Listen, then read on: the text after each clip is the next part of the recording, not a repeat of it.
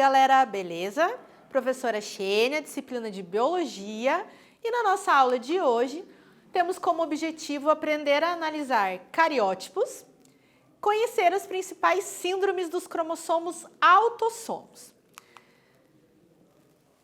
Você se lembra? Quais os tipos de herança genética que estudamos em aulas anteriores? Então a gente viu que existem heranças do tipo autossômica, que estão localizados, genes localizados em cromossomos autossomos e que são comuns a ambos os sexos. Cromossomos autossomos são encontrados igualmente em homens e mulheres. Isso faz com que qualquer mutação ou qualquer patologia nos genes localizados nos autossomos, eles sejam apresentados em igual proporção, tanto no sexo masculino, que nos heredogramas a gente vê como quadradinhos, e também no sexo feminino, que a gente vê nos heredogramas como bolinha. Então, a proporção de machos e fêmeas, ou machos e fêmeas, são igualmente afetados quando se trata de uma herança do tipo autossômica. E a gente também viu as heranças sexuais, que estão, então, voltadas para genes localizados nos cromossomos sexuais, principalmente o X, pois é nele que possuem genes importantes, tanto para macho quanto para fêmea. O Y, lembrando, ele tem apenas o gene SRY, que é importante para a determinação do desenvolvimento dos testículos. Nos cromossomos sexuais, então, a gente vai ver aqui mais machos, mais homens do que mulheres afetadas. Então, a gente tem mais quadradinhos do que bolinhas na análise do nosso heredograma. Então, aqui, um dos sexos é mais afetado e, geralmente, o sexo masculino. Mas você sabia que existem alterações nos cromossomos, mutações cromossômicas, que podem, então, alterar o cariótipo tanto quanto a estrutura dos cromossomos quanto ao número deles? Então, veja aqui na imagem comigo. A deleção é um exemplo de mutação estrutural, porque eu estou afetando a estrutura do cromossomo. Parte do conjunto de genes, então aqui parte de um cromossomo ele é deletado e todos os genes que estão localizados nessa porção cromossômica são deletados juntos, e a gente tem uma alteração, então, estrutural. O braço inferior ele fica mais curto do que o normal devido a perdas. E aqui na trissomia, a gente tem um exemplo de mutação numérica, onde eu vou ter um cromossomo a mais dentro do par. A gente sabe que a composição genética nossa é diploide, a gente tem dois conjuntos de cromossomos, um de origem materna e um de origem paterna, e eles são pareados, os homólogos se pareiam. Quando a gente observa 3 no par, isso é uma mutação numérica chamada de trissomia. Na notícia, a gente tem aqui, ossos de 4.000 anos. 4.000 anos atrás, gente, é muito ano. Revelam o registro mais antigo da síndrome de Down. Então, a síndrome de Down, ela foi a primeira síndrome descrita. Ela é uma alteração numérica dos cromossomos autossomos.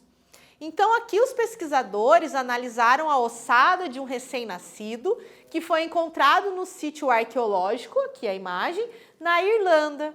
Eles viram que essa ossada, no registro, o crânio apresentava algumas formas distintas. E isso é uma característica fenotípica de quem apresenta a síndrome de Down. Então, essa condição genética ela foi caracterizada pelo cromossomo 21 extra. Depois que eles fizeram uma análise minuciosa da ossada, de DNA, retirada da ossada que eles encontraram lá nesse sítio arqueológico. Então, hoje a gente conclui aqui com a notícia que a síndrome de Down ela é uma trissomia do cromossomo 21. Quando a gente avalia o cariótipo, que é o conjunto de cromossomos de uma espécie, ela pode variar entre as espécies e também variar dentro de indivíduos de uma mesma espécie quando essas mutações ocorrem. Então, a foto essa foto, ela é qualquer célula que possui material genético, a gente consegue trabalhar na identificação cariotípica e a gente vai organizar esse cariótipo depois aos pares. Como eu falei para vocês, né, a gente tem sempre pares, um que veio de origem materna e o outro que veio de origem paterna. Do cromossomo 1 ao 22, a gente organiza pares de cromossomos chamados autossomos, que são comuns a ambos os sexos. E no último par, a gente organiza os sexuais, que diferem, sendo XX nas fêmeas e XY nos machos. Então, ao todo, a nossa espécie tem 46 cromossomos no nosso cariótipo, esse é o padrão, 46, aonde 22 pares são de autossomos e um par é de sexual. Quando há alteração no cariótipo, a gente entra, então, em mutações. Essas mutações, elas podem ser gênicas, ou também chamadas de pontuais, que é quando apenas um gene é mutado e a análise é feita de outra maneira, não por análise cariotípica. Já vimos anteriormente as mutações gênicas, que podem ser, então, por adição, substituição ou perda de uma base nitrogenada da sequência do gene, afetando um códon ou uma sequência de códons que vão incorporar, então, aminoácidos diferentes na cadeia da proteína. A gente tem como exemplo mais comum a anemia falciforme, onde a substituição de uma timina por uma adenina faz a leitura para um RNA mensageiro que possui um códon que vai incorporar aminoácidos diferentes na cadeia da proteína. Automaticamente, essa proteína ela vai resultar num produto final distinto, o que é então uma mutação. Mas além das mutações gênicas, que são menos graves porque afetam um único gene, a gente tem as mutações cromossômicas, que acabam sendo mais graves, porque dentro de um cromossomo eu vou ter um conjunto de genes e não apenas um. Essas mutações cromossômicas podem ser estruturais, envolvendo, então, deleções, inserções, inversões e translocações, ou elas podem ser numéricas, que é o foco da nossa aula de hoje. A gente tem aqui, então, a alteração no número de cromossomos. Vamos ver isso com calma, então. As aneuploidias, elas alteram apenas o número de um ou alguns pares de cromossomos no cariótipo. Então, vejam aqui comigo. Se eu estou trabalhando com uma nulissomia, eu estou perdendo o par inteiro de um par do cariótipo todo, um único par. Então, é diferente. E quando a gente tem uma monossomia, que é quando eu estou perdendo apenas um membro do par. Então, do parzinho de homólogo, um desses cromossomos vai ser perdido e como eu vou observar um apenas, é monossomia daquele determinado par. As trissomias é quando tem um a mais, então a gente ganha um cromossomo no par. E a tetrassomia são 2 a mais, quando a gente ganha 2 cromossomos no par. Ou seja, a aneuploidia altera o número individual de um cromossomo, o 2, o 18, o 13, o 21 e assim sucessivamente. Agora, quando a gente trabalha com mutações numéricas do tipo euploidia, a gente altera a ploidia das células. Aqui, eu não vou estar trabalhando com apenas um cromossomo ou um par, né, sendo afetado. Eu vou estar trabalhando com o conjunto total de cromossomos. Então, veja, nesse exemplo, eu tenho uma trissomia. Só que não é uma trissomia do 21, por exemplo, igual a síndrome de Down. É a trissomia de todos os 23 pares de cromossomos que a gente tem. Isso é inviável à vida humana. Então, a gente não registra mutações numéricas do tipo euploidia, porque levam, então, a abortos. Vamos para a nossa primeira atividade. Por intermédio do estudo do cariótipo, é possível analisar alterações no número de cromossomos de uma espécie. No cariótipo abaixo, por exemplo, observa-se uma alteração. Então, avalie o cariótipo e veja se você consegue identificar aonde está essa alteração. Agora é com você.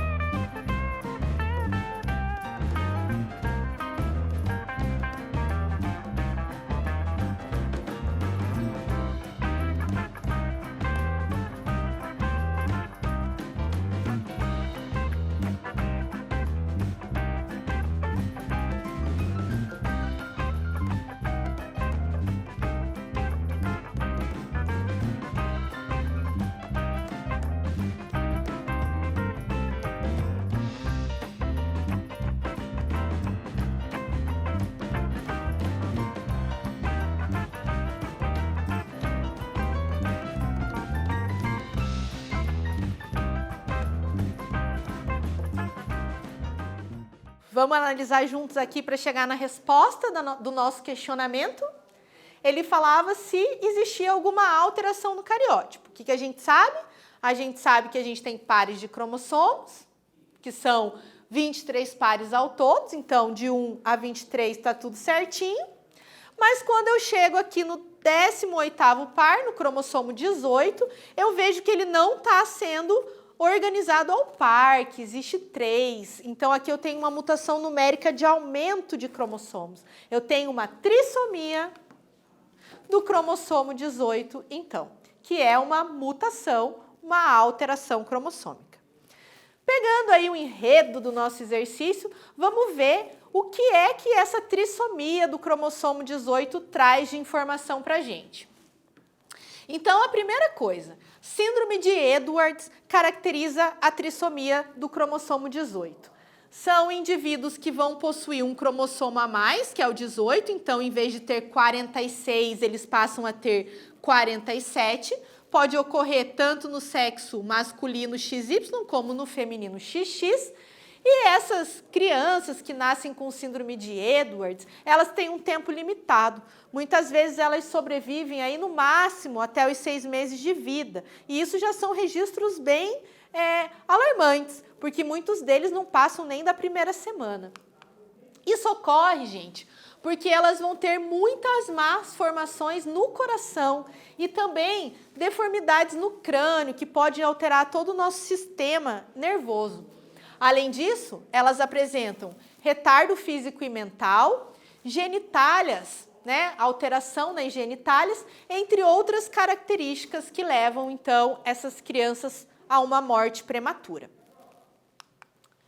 A síndrome de Patau, ela também é uma alteração cromossômica numérica, mas agora eu estou trabalhando com a trissomia do cromossomo 13. Então, a gente tem lá um cromossomo a mais, um cromossomo 13 a mais, que pode ser tanto em machos quanto em fêmeas, porque estamos falando de cromossomos autossomos, e faz com que eles apresentem, então, 47 em vez de 46 cromossomos na organização cariotípica. Ela também tem esses indivíduos morte precoce e as más deformações, elas ainda acabam sendo mais graves do que a trissomia do cromossomo 18. E aqui eu vou colocar uma informação para vocês. O cromossomo 18, ele é menor do que o cromossomo 13 de tamanho, tá? Porque o cariótipo ele é organizado sempre do maior para o menor.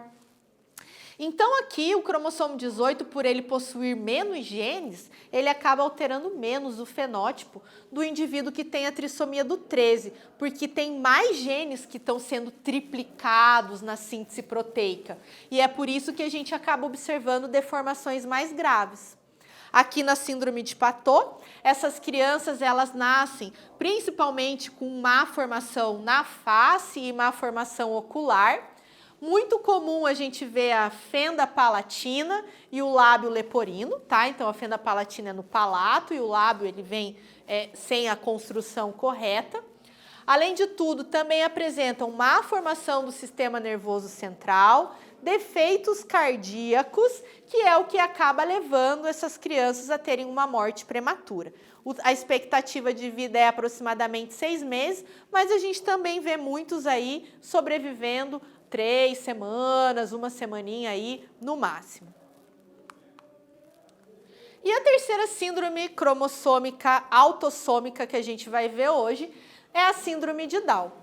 A síndrome de Down, diferente do que a gente viu em Edwards e Patau, aqui as pessoas que apresentam a trissomia do cromossomo 21, elas já têm uma maior expectativa de vida. Existem muitos estudos sobre a síndrome de Down e a alteração fenotípica não é tão grave como nas outras síndromes que a gente viu.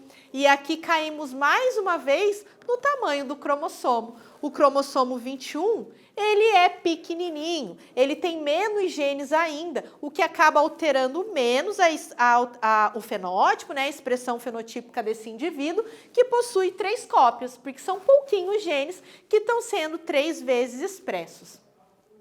Mas do mesmo jeito, por ser autossômico, tanto meninos quanto meninas podem ser afetados em qual proporção, eles apresentam 47 cromossomos em vez de 46, aonde o 21 é o que tem a mais. É legal a gente ver também que hoje é comemorado, né, no dia 21 de março, o Dia Internacional da Síndrome de Down. O 21 de março, a data foi escolhida porque 21 é o cromossomo trissômico, né? E março é o mês 3. Então, a gente tem 21 do 3, caracterizando a síndrome de Down, que é a trissomia do cromossomo 21. Não é bacana? Quais são as características da síndrome de Down, então? Então, elas têm, apesar de apresentarem algumas alterações fenotípicas, a gente já vê muita inclusão desses indivíduos com síndrome de Down na nossa sociedade.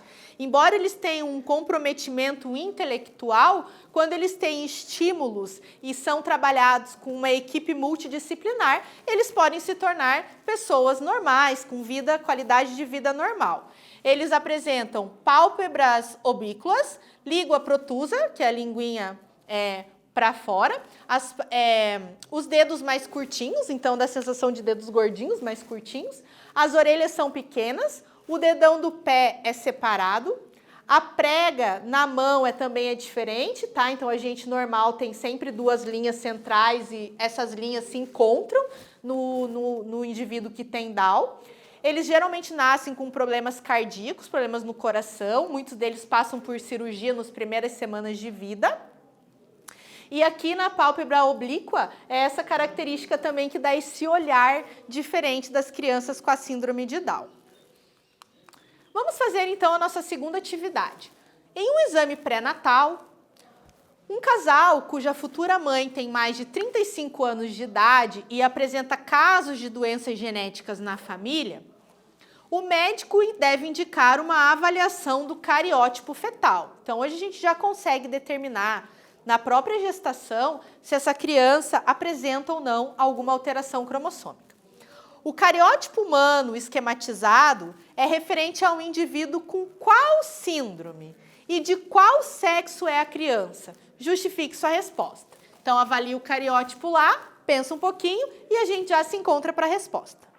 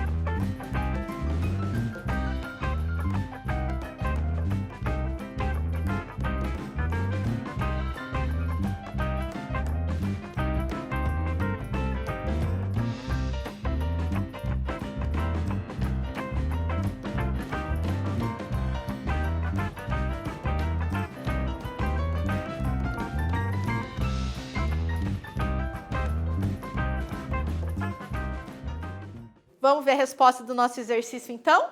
Vou avaliar lá o cariótipo e o que que eu vejo? Todos ali apresentam pares, normal, né? Somos diploides, um veio da mãe, um do pai. Opa, peraí, quando eu chego no 21, trissomia, tenho 3 cromossomos 21.